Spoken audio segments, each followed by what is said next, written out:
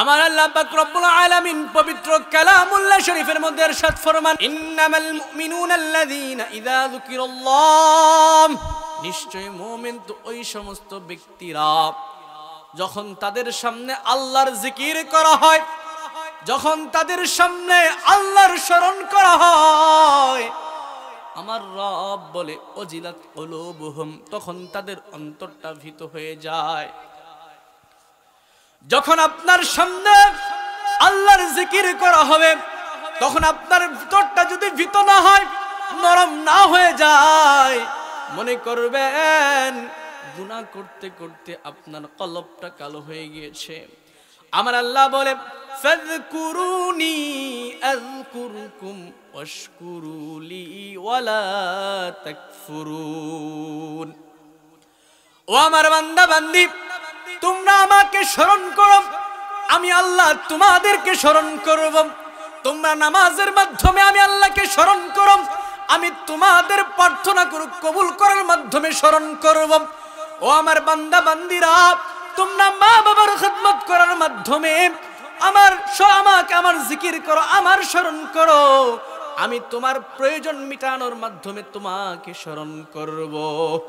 আর যদি তোমরা আমাকে স্মরণ না করো, আমাকে না ডাকো, হাদিসের মধ্যে বলা হয়েছে, মাল্লাম ইয়াসআলিল্লাহ ইয়াগদাব আলাইহি, আমার আল্লাহ পাক রব্বুল আলামিন ওই ব্যক্তির উপর রাগান্বিত হন যে ব্যক্তি আল্লাহ পাক রব্বুল আলামিনের কাছে দোয়া করে না, আল্লাহ পাক রব্বুল আলামিনের কাছে চায় না, আমার আল্লাহ তাআলা ওই ব্যক্তির উপর রাগান্বিত হন। কি ভাই, চাওয়ার দরকার আছে না নাই? যদি আপনি আল্লাহর কাছে না চান, আপনি মুসিবতে পড়েছেন, আপনি বিপদে পড়েছেন, আপনি অসহায় হয়ে পড়েছেন, ঠিক কঠিন মুহূর্তে আপনি আল্লাহর কাছে চাইবেন, আমার আল্লাহ আপনাকে দেওয়ার জন্য সদা সর্বদাই প্রস্তুত থাকে। আল্লাহু আকবার বলেন।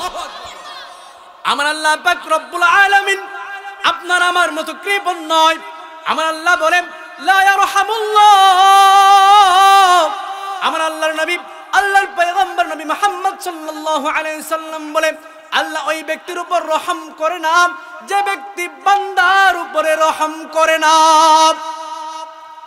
যদি আপনি একটা মানুষের উপর রহম না করেন, দয়া না করেন, আপনার অনেক টাকা পয়সা আছে, ধন সম্পদ রয়েছে, আপনার অঢেল ধন সম্পদ রয়েছে, এই ধন সম্পদের মোহে পড়ে আপনি অসহায়কে কিছুই মনে করেন না, গরিব মিসকিনদের হক মেরে খাচ্ছেন, অসহায় ব্যক্তিদের উপর আক্রমণ করছেন, জুলুম করছেন, মনে রাখবেন আল্লাহ পাক রব্বুল আলামিনের আরশ আর মাজলুমের দুয়ার মধ্যে কোনো প্রকার লাইসা হিজাব, পর্দা থাকে না। মাজলুম যদি বদদুয়া দেয়, তীরের গতির মতো ওই বদদুয়া লেগে যাবে। বন্ধু, কখনো অসহায় ব্যক্তি পেয়ে তার পিছনে নিন্দা করো না, সমালোচনা করো না, তার পিছনে লেগে যেও না। অসহায় ব্যক্তির হক তুমি মেরে খেও না। যদি অসহায় ব্যক্তির হক মেরে খাও আর তুমি যদি জিকির করো, ওজিলাত কুলুবুহুম, তোমার অন্তরে আল্লাহর ভয় পয়দা হবে না। আল্লাহর ভয় যদি তুমি তোমার অন্তরে লালন করতে চাও, তুমি যদি মুত্তাকি হতে চাও, সালেহ ব্যক্তি হতে চাও, তাহলে অবশ্যই অবশ্যই তোমাকে সুদ ছাড়তে হবে, ঘুষ খাওয়া ছাড়তে হবে, মা বাবাকে অপমান করা ছাড়তে হবে, নামাজ পড়া ধরতে হবে, মুরব্বীদের সাথে ভালো আচরণ করতে হবে, রাস্তাঘাটে মুসলিম দেখলে সালাম দিতে হবে, সদা সর্বদাই মুরব্বীদেরকে শ্রদ্ধা করতে হবে, সম্মান করতে হবে। আর তুমি যদি তখন জিকির করো, তোমার অন্তরটা আল্লাহর ভয়ে প্রকম্পিত হয়ে যাবে। কথা বলেন ঠিক কিনা? আমার নবী বলে,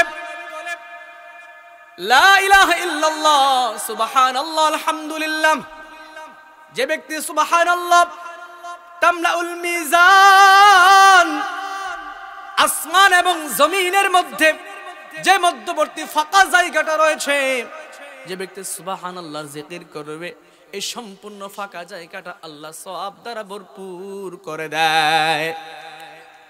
যে ব্যক্তি আলহামদুলিল্লাহর জিকির করবে, তামলাউল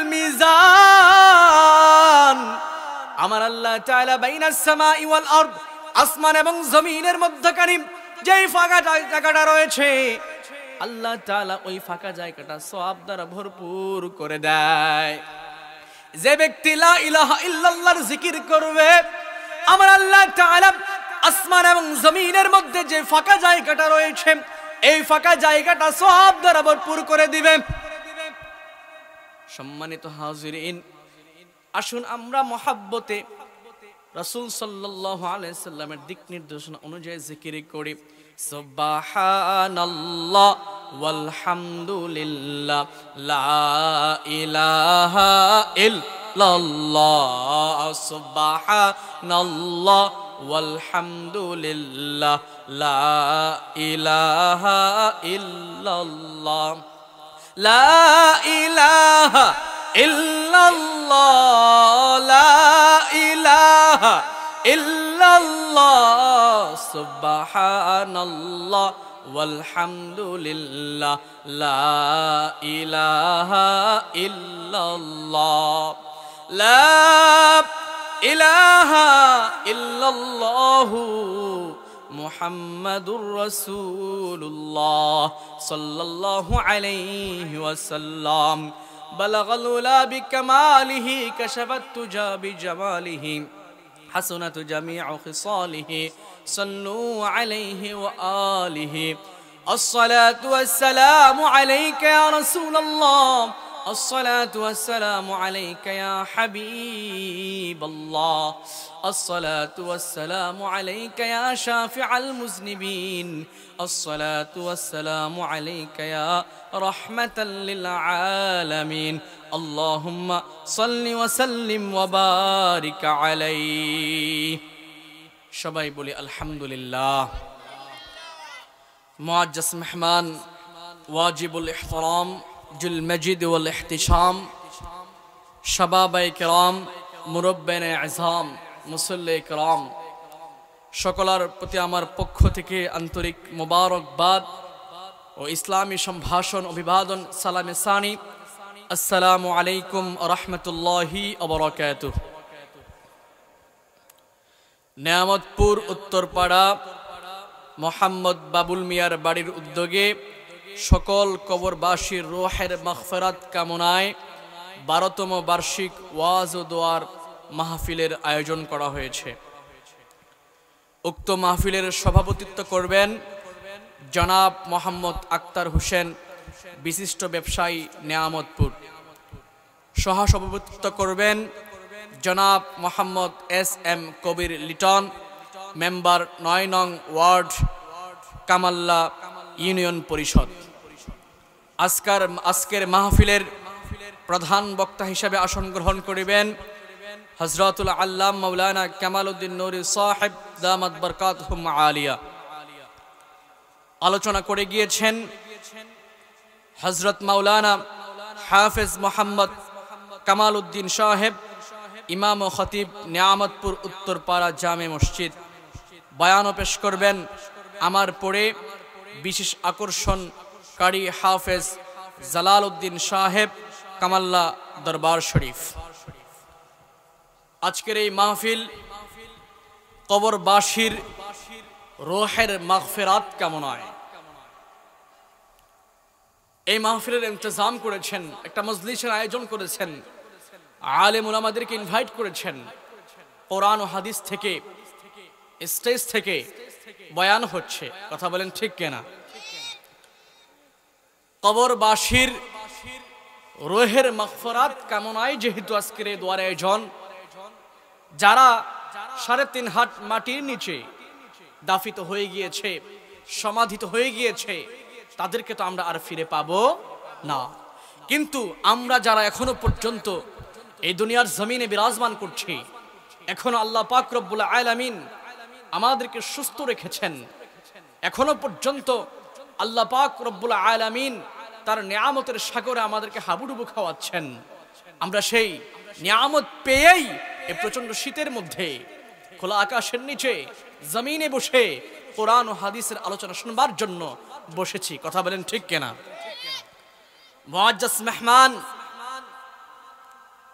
যেহেতু কবরবাসীর রূহের মাগফিরাত কামনায় এই দুনিয়ার জমিনে থাকা অবস্থায় তিনি কোনো একটা সময় তারা রওনা হয়েছিলেন জন্মগ্রহণ করার মাধ্যমে। রওনা করে সফর করতে করতে তার শেষ গন্তব্যস্থল হলো মৃত্যু। কথা বলেন ঠিক কিনা?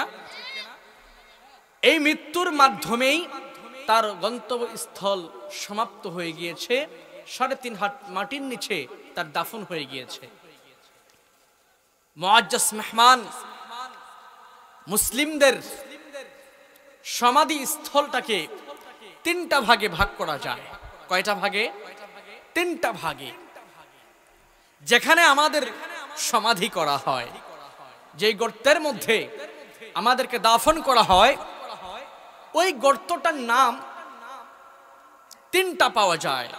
1 কবর, 2 মাজার, 3 রওজা। কথা বুঝবেন ভালো করে। 1 কবর, 2 মাজার, 3 রওজা। আমাদের সমাধি স্থলের 3টি পরিভাষা। আসুন, কবর কোন সমস্ত ব্যক্তিদের সমাধি স্থলকে বলা হয়? কবর বলা হয় ওই সমস্ত ব্যক্তিদের সমাধি স্থলকে যে সমস্ত ব্যক্তিরা এই দুনিয়ার জমিনে চলাফেরা করতে গিয়ে ফাহিশা কাজ করেছেন, অশ্লীল বেহায়াপনা করেছেন, কিন্তু আল্লাহ এবং তার রাসূলকে বিশ্বাস করেছেন, কিন্তু আল্লাহ এবং তার রাসূলের বিধিবিধানগুলো পুঙ্খানুপুঙ্খানুভাবে পালন করে নাই, কিংবা পালন করেছে কিন্তু তার যে দাফিত স্থানটা রয়েছে, যেই জায়গায় তাকে দাফন করা হয়েছে, ওই দাফিত স্থলের মধ্যে তেমন মানুষ জিয়ারত করে না, কবর জিয়ারত করে না। যেই ব্যক্তির, যেই সাধারণ ব্যক্তির দাফিত স্থলে মানুষ বেশি পরিমাণে জিয়ারত না করবে, ওই ব্যক্তির দাফিত স্থলটাকেই বলা হয় কবর। সাধারণ পাবলিক মারা গেলে তার কবরকে আমরা মাজার বলি না, রওজা বলি না, সাধারণত কি বলে থাকি? কবর বলে থাকি। 2 নাম্বার হলো মাজার বলা হয় ওই সমস্ত ব্যক্তিদের সমাধি স্থলকে যে সমস্ত ব্যক্তিরা, যে সমস্ত ব্যক্তিদের সমাধি স্থলে মানুষ বেশি পরিমাণে জিয়ারত করে, যে সমস্ত ব্যক্তিদের সমাধি স্থল মানুষ বেশি বেশি করে জিয়ারত করে, ওই দাফিত স্থলটাকে বলা হয় মাজার। আর কাদের কবর বেশি বেশি জিয়ারত করা হয়? যারা আল্লাহর ওলি। কথা বলেন ঠিক কিনা? আমরা জিয়ারত করি কাদের কবর? আমার নবী বলে, কুনতু নাহাইতুকুম আন জিয়ারাতিল কবুর ফাজুরুহা। আমি এক সময় তোমাদেরকে কবর জিয়ারত করতে নিষেধ করেছিলাম, কিন্তু ফাজুরুহা, তোমরা এখন কবর জিয়ারত করো। আল্লাহু আকবার বলেন। জিয়ারত শব্দের অর্থ হচ্ছে সাক্ষাৎ করা। জিয়ারত শব্দের অর্থ কি ভাই? সাক্ষাৎ করা। আর এই সাক্ষাৎ করতে কেন বলেছেন? সাক্ষাৎ করতে এই জন্য বলেছেন, আপনি যখন একটা কবরের সামনে দাঁড়াবেন, তখন সাথে সাথে আপনার স্মৃতিপটের মধ্যে চলে আসবে, এমন একটা সময় আসবে আপনিও এই ব্যক্তির মতো 3.5 হাত মাটির নিচে কোনো না কোনো এক সময় দাফন হয়ে যাবেন। কথা বলেন ঠিক কিনা? এই মৃত্যুর কথাটাকেই স্মরণ করবার জন্যই আপনাকে কবর জিয়ারত করতে বলা হয়েছে।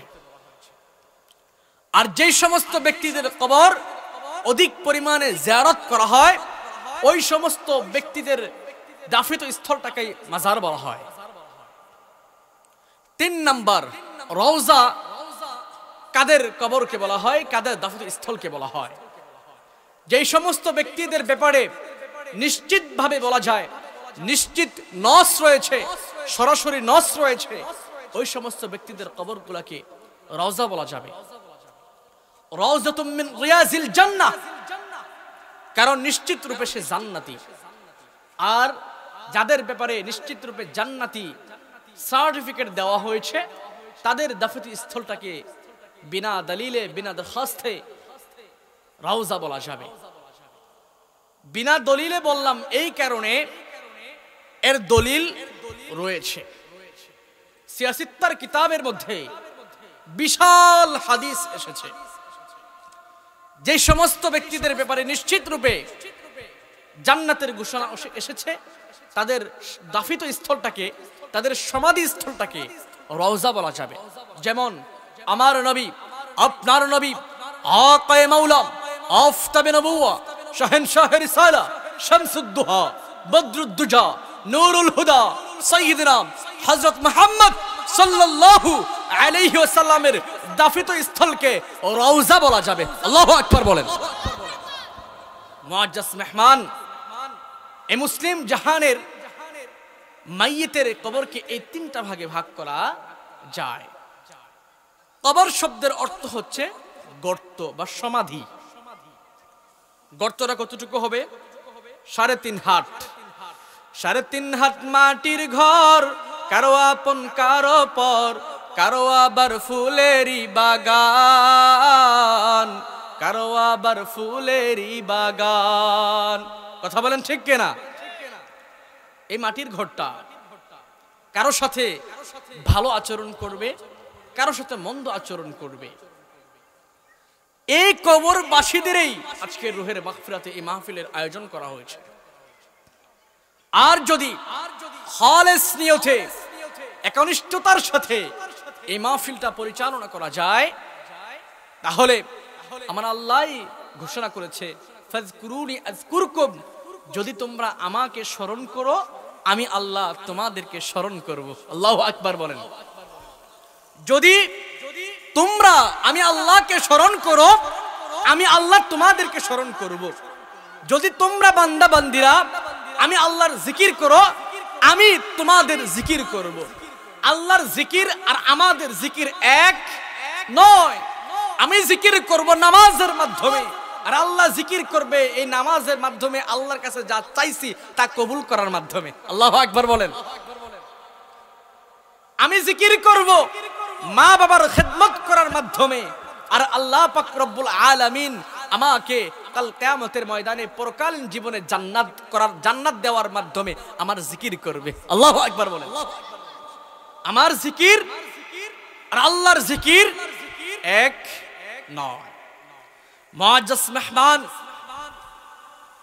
আমরা এই দুনিয়ার জমিনে এসেছি নির্দিষ্ট সময় অতিবাহিত করবার জন্য। এই দুনিয়ার জমিনে আমরা মুসাফির। আমরা কি বলেন ভাই? আমরা মুসাফির। আমরা মুসাফির বই আর কোনো কিছুই নয়। প্রতিটা মানুষের জীবন হচ্ছে দুইটা, হায়াতুল আখিরাহ, হায়াতুদ দুনিয়া। একটি দুনিয়াবী জীবন আর একটি পরকালীন জীবন। হায়াতুদ দুনিয়া, দুনিয়াবী জীবনটা হচ্ছে ক্ষণস্থায়ী, আর হায়াতুল আখিরাহ, পরকালীন জীবনটা হচ্ছে স্থায়ী। আল্লাহু আকবার বলেন। এই দুনিয়ার জমিনটা আমাদের জন্য একটা পরীক্ষার হল। এখানে যদি আপনি নকল করেন, তাহলে হায়াতুল আখিরায় আপনার স্থান হবে জাহান্নাম। আর যদি আপনি ভালো করে স্টাডি করেন, আল্লাহ পাক রব্বুল আলামিন তার হাবিবের শান ও আজমত, দিক নির্দেশনা, ইহদিনাস সিরাতাল মুস্তাকিমের পদাঙ্ক অনুসরণ করতে পারেন, তাহলেই আপনার হায়াতুল আখিরায় আপনার রেজাল্ট আসবে জান্নাত। আল্লাহু আকবার বলেন। আমার আল্লাহ পাক রব্বুল আলামিন পবিত্র কালামুল্লাহ শরীফের সূরা মুনাফিকুনের 10 নম্বর আয়াতে বলে, ওয়ানফিকু মিম্মা রাযাকনাকুম মিন ক্বাবলি আইয়াতি আহাদাকুমুল মাউত ফায়াকুলু রাব্বি লাউলা আখখারতানি ইলা আজালিন করিব ফাআসাদদাক ওয়া আকুম মিনাস সালিহিন। আমার আল্লাহ পাক রব্বুল আলামিন পবিত্র কালামুল্লাহ শরীফের মধ্যে স্পষ্টকাতরভাবে ঘোষণা করেছেন, ওয়ানফিকু মিম্মা রাযাকনাকুম, ও আমার বান্দা বান্দিরা, আমি আল্লাহ তোমাদেরকে যে রিজিক দিয়েছি সেই রিজিক থেকে তোমরা খরচ করো, ব্যয় করো। ওয়ানফিকু মিম্মা রাযাকনাকুম মিন ক্বাবলি আইয়াতি আহাদাকুমুল মাউত, তোমাদের মৃত্যু আসার পূর্বেই। আল্লাহু আকবার বলেন। তোমাদের মৃত্যু আসার পূর্বেই তোমরা আল্লাহ পাক রব্বুল আলামিন যে রিজিকগুলো দিয়েছে তা থেকে ব্যয় করো। সুদ ছেড়ে দাও, ঘুষ খাওয়া ছেড়ে দাও, সবকিছু ছেড়ে দাও, অসহায় ব্যক্তিদের উপর জুলুম করা ছেড়ে দাও। আল্লাহ যা দিছে তা থেকে ব্যয় করো। আমি তোমাদেরকে এই সতর্কবাণী পৌঁছে দিলাম। যদি এই সতর্কবাণী তোমাদেরকে না দেই তাহলে ফায়াকুলু, তোমরা বলবে রব্বি লাউলা আখরতানি ইলা আজালিন করিব ফাসাদদাকু আকুম মিনাস সলিহিন। হে আমার রব, আপনি আমাকে আর কিছুটা সময় দিতেন, যদি সময় দেন তাহলে আমি দান সদকা করে আল্লাহর ওলি হয়ে যাব। এই কথাটা যেন তোমরা মৃত্যুর আগ মুহূর্তে বলতে না পারো, এই জন্যই কোরআনের আয়াতের মাধ্যমে আমি তোমাদেরকে জানিয়ে দিয়েছি। আল্লাহু আকবার বলবেন না? যদি মৃত্যুর আগেই আপনি সমস্ত ফাহিশা কাজ থেকে বিরত না হতে পারেন তাহলে বাবা আপনার পরকালীন জীবনটা খুব ভয়ঙ্কর হবে, খুব কষ্টদায়ক হবে। আমরা যখন রাসূলের হাদিসগুলো পড়ি, আমরা যখন রাসূলের হাদিসগুলো অনুসরণ করি, তখন আমাদের বড় মায়া হয়, বড় কষ্ট হয়, বড় আফসোস হয়। আমার মাধ্যমে কত গুনাহ হয়, মানুষের হক নষ্ট হয়, মানুষের হক মারি খাচ্ছি আমরা, মানুষকে কষ্ট দিচ্ছি।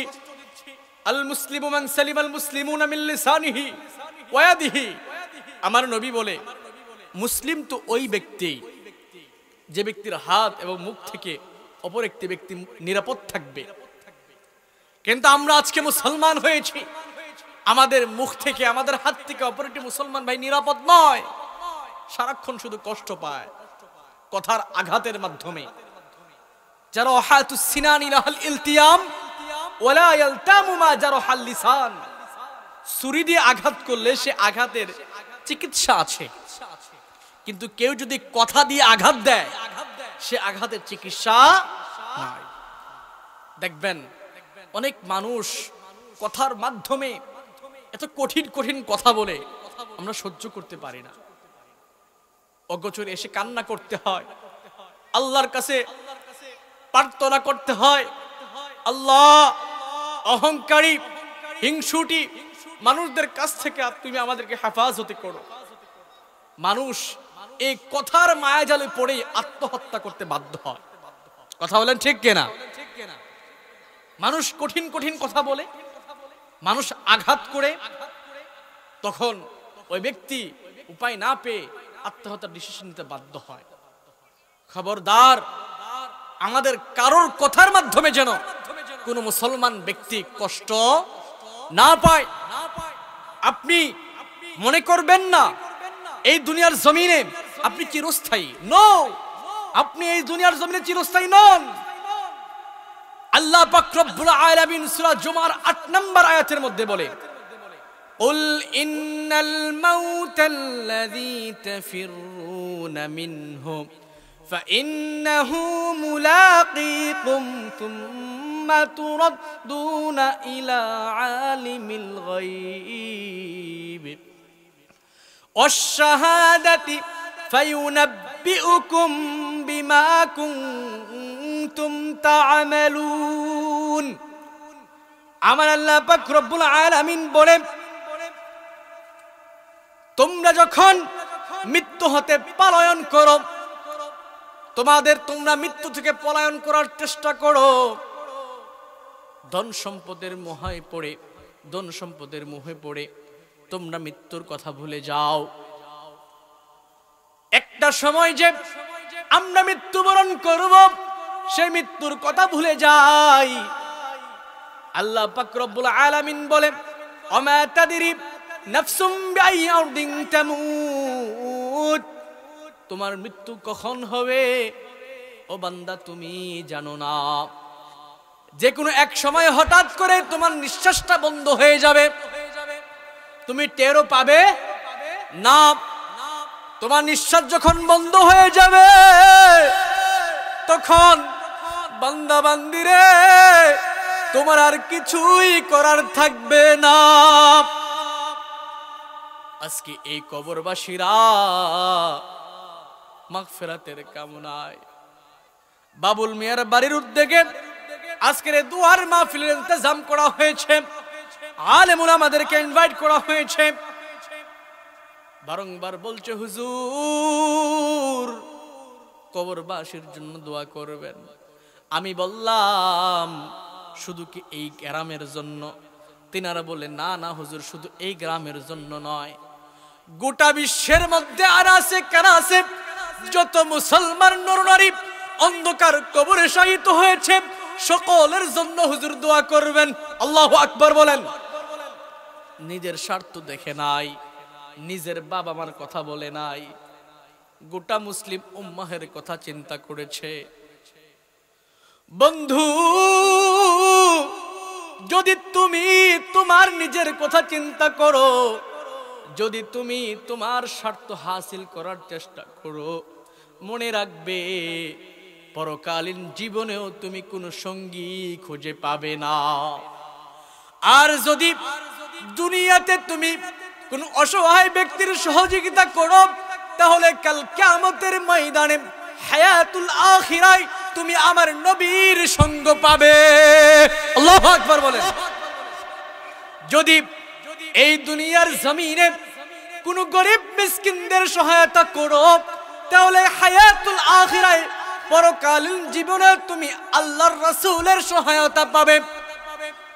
ও বন্ধু, তুমি যখন 3.5 হাত মাটির নিচে দাফিত হয়ে যাবে, তোকে পলায়ন করবে, ধন সম্পদের পিছনে দৌড়াবে, বিশাল বিশাল অট্টালিকা করার পিছনে দৌড়াবে, তোমার সন্তানকে প্রবাসে পাঠাবে, বিদেশে পাঠাবে, টাকা পয়সা কামানোর জন্য বড় বিল্ডিং করবা, আলিশান বাড়ি করবা।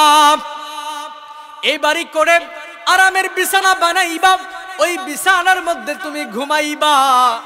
এই বিছানা বানাইতে গিয়া তুমি আল্লাহকে ভুলে গিয়েছো, আমার রবকে ভুলে গিয়েছো, আমার আল্লাহকে ভুলে গিয়েছো। বন্ধু, মৃত্যুকে ভুলে যাওয়ার কারণে তোমার দ্বারা প্রতিনিয়ত গুনাহ করা সম্ভব হইতেছে। একটা কথা বলেন, যখন ডাক্তার কোনো ব্যক্তিকে বলে আপনি আর 3 মাস বাঁচবেন, বলেন অনেক সময় ডাক্তাররা আপনি আর কয় মাস বাঁচবেন? 3 মাস বাঁচবেন। তখন ওই ব্যক্তি একেবারে আল্লাহর ওলি হয়ে যায়, আর কোনো অন্যায় করে না, কারণ জানে সে 3 মাস পরে সে আর নাই হয়ে যাবে। এই যে মৃত্যুর কথাটা তার মাথার ভিতরে ঘুরপাক খাইতেছে, সে তো চিন্তায় পড়ে গিয়েছে, আয় হায় 3 মাস পরে যদি আল্লাহ আমার এই আগের যত কুকর্ম আছে এগুলো যদি টান দেয়, আমি তো জাহান্নাম ছাড়া আমার কোনো আর পথ নাই। এই মৃত্যুর কথাটা স্মরণ থাকার কারণে সে 5 ওয়াক্ত নামাজ পড়তেছে, মা বাবার খেদমত করতেছে, সবার সাথে সুন্দর ব্যবহার করতেছে, আল্লাহর ওলি নিষ্পাপ মাসুম হয়ে গেছে। এটা উদাহরণ দিয়েছি আমি।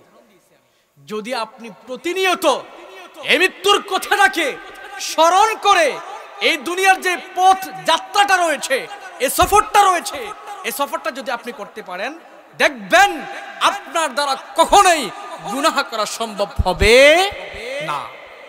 মৃত্যুর কথা স্মরণ থাকলে কেউ কেউ ভুলেও গুনাহ করবে। আমরা সবাই জানি একটা না একটা সময় আমরা এই দুনিয়ার জমিন ছেড়ে চলে যাব, আমরা এটা সবাই জানি। কিন্তু এই মুহূর্তে আপনি ফ্যান্ডেলের নিচে এসেছেন, বসে আছেন, কেউ বলতে পারবেন একটা বারের জন্য আপনি মনে মনে ভাবছেন আমার হয়তো বা এই বসাটাই শেষ বসা? এরকম ভাবছেন কেউ? দেখছেন, মৃত্যুকে আমরা ভুলে গেছি। আমার ওস্তাদ এক সময় ক্লাস এসে বলতেছে যে বৎসরা তোমরা তো মৃত্যুকে ভুলে গেছো। আমরা অবাক হয়ে গেলাম, ওস্তাদ জি আপনি কি বলছেন? আমরা তো প্রতিনিয়ত মৃত্যুর কথা স্মরণ করি। আমরা এমন কোন মানুষ নাই, হিন্দু বলেন, খ্রিস্টান বলেন, নাস্তিক যে আছে সবাই বিশ্বাস করে একটা না একটা সময় তার নিঃশ্বাসটা বন্ধ হয়ে যাবে, তো সবাই জানে, তো আমরা ভুলবো কেন? তখন রাসূল আমার উস্তাদ বলতেছে, মৌলভী ভবিষ্যতে তো মৌলভী হবা, বুঝো না এই কথাটা? কথাটা হলো এই, তুমি যে ক্লাসে বসে আছো একটা বার চিন্তা করছো এই ক্লাসটাই তোমার জন্য শেষ ক্লাস হইতে পারে? ভাবছো একবারও? তখন সকল ছাত্র মিলে বললাম না, একটা বারের জন্য তো ভাবি নাই। যদি একটা বারের জন্য ভাবতাম, একটা গুনাহের কাজ করতে গিয়ে যদি মৃত্যুর কথাটা স্মরণ হতো তাহলে তো আমার দ্বারা গুনাহ করা সম্ভব হতো না। এই জন্য আমার নবী আমাদেরকে বলেছেন, যেহেতু তোমাদের গুনার কথা, মৃত্যুর কথা স্মরণ হয় না, এই মৃত্যুর কথাটা স্মরণ করার জন্যই তোমাদেরকে বলেছে বেশি বেশি কবর জিয়ারত করো। আল্লাহু আকবার বলবেন না? যত বেশি কবর জিয়ারত করবেন, যত বেশি কবরের সাথে সাক্ষাৎ করবেন, তত বেশি মৃত্যুর কথা স্মরণ হবে। আর মৃত্যুর কথা স্মরণ হলেই পড়ে আপনার দ্বারা গুনাহ করা সম্ভব হবে না। আর গুনাহ করা সম্ভব না হলেই পড়ে আপনি হায়াতুল আখিরায় জান্নাত লাভ করতে পারবেন। আল্লাহু আকবার বলেন। মুআজ্জাজ মেহমান হাদিসের মধ্যে এসেছে, সহিহ বুখারী শরীফের 6416 নম্বর হাদিসের মধ্যে ইরশাদ হয়েছে, আন আব্দুল্লাহ ইবনে উমর রাদিয়াল্লাহু তাআলা আনহু قال اخذ رسول الله صلى الله عليه وسلم بمنكبي فقال كن في الدنيا كأنك غريب أو عابر سبيل. وكان ابن عمر يقول إذا أسميت فلا تنتظر الصباح وإذا أصبحت فلا تنتظر المساء وخذ من صحتك لمرضك ومن حياتك لموتك. الله أكبر বলেন। যে আমার নবী বলছে, কুন ফিদ দুনিয়া, তোমরা যে এই দুনিয়ার জমিনে অবস্থান করছো, তোমরা ধরে নাও এই দুনিয়ার এই সফরটা তোমরা একজন মুসাফির। এই দুনিয়ার মধ্যে তোমরা কি মুসাফির? হ্যাঁ, আমরা তো মুসাফিরই না, মুসাফির না? আমরা কেন স্থায়ী? দুনিয়াতে স্থায়ী আমরা, একটা সময় আসছি আবার চলে যাবো না, মুসাফির। আমরা চলতেছি, এই চলার পথে গিয়ে অনেক দূরের রাস্তা, তো এই জন্য ঘরবাড়ি করতে হইতেছে, আমাদের মা বাবাকে সাথে রাখতে হইতেছে, স্ত্রী সন্তান সবাইকে সাথে রাখতে হইতেছে। এই যে দূরের সফর, ক্লান্ত হয়ে যাব, এই ক্লান্ত যেন না হয়, আল্লাহ এই সফরটার মধ্যে আমাদের জন্য মা বাবা, স্ত্রী সন্তান, ভাই বোন সকলকে সেট করে দিয়েছে। আল্লাহু আকবার বলেন। এই সফরটা করতে গিয়ে যখন আপনি এই সফরটা করছেন, ইবনে উমর বলতেছে যে তুমি যখন সন্ধ্যার সময় উপনীত হও তখন তুমি আর সকালের অপেক্ষা করো না, আর যখন তুমি সকালে উপনীত হও তখন আর সন্ধ্যার অপেক্ষা করো না। তুমি তোমার জীবন থাকা অবস্থায় মৃত্যু আসার আগেই সেই জীবনের নিয়ামতটা উপভোগ করে নাও।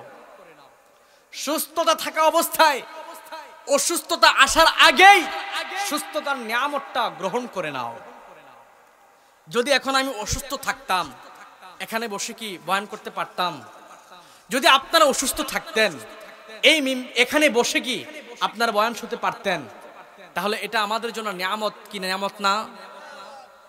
আল্লাহ পাক রব্বুল আলামিন বলেন, লা ইন শাকারতুম লা আযীদান্নাকুম ওয়া লা ইন কাফারতুম ইন্না আযাবী লাশাদীদ।